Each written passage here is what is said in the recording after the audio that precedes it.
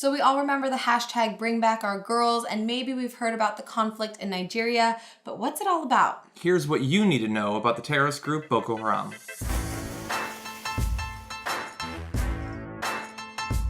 So besides the hashtag Bring Back Our Girls from last year, the media hasn't really covered the mass massacres and kidnappings that are happening in Nigeria. So we wanted to bring some of these atrocities to light and answer all the questions you may have about the terrorist group Boko Haram. So what is it?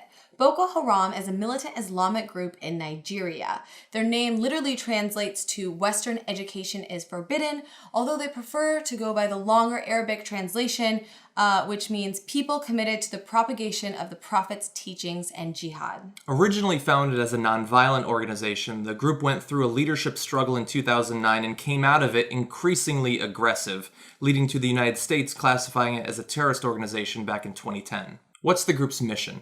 Boko Haram's primary goal is to wipe out Western education and eradicate any remaining secularism in Nigeria. So what's happened so far? Since 2011, the group has engaged in frequent killing and kidnapping sprees of civilians. They gained a lot of media attention back in April of last year when they kidnapped more than 270 girls in a single attack. There had been numerous kidnappings before then, but 270 at once. They then threatened to marry them off to jihadis or sell them as sex slaves. And then last week, Boko Haram captured a military outpost in Boko and then subsequently tore through the surrounding villages, slaughtering everybody in sight, and the death tolls are estimated between 150 and 2,000 civilians. So where are we at now? On January 10th, Boko Haram proved their barbarism again when they strapped a bomb to a 10-year-old girl and forced her to walk into a market square, killing herself and 19 others. Altogether, the group has been responsible for an estimated 7,000 deaths since just April of last year.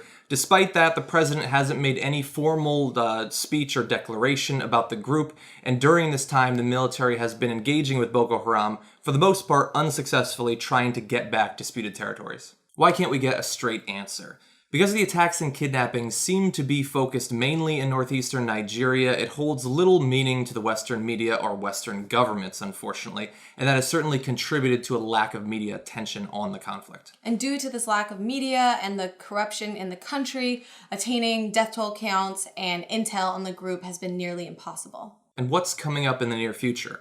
Nigerian elections are scheduled for February, but because Boko Haram explicitly rejects democracy, unless the government takes strong action against the group, it's likely that in the near future there will be more senseless killings and kidnappings. Obviously, the atrocities in Nigeria deserve more action and more attention, and we hope by bringing this issue to light, we can start the conversation as to how to stop the violence of Boko Haram. If you have any more questions, you can of course leave them in the comments below.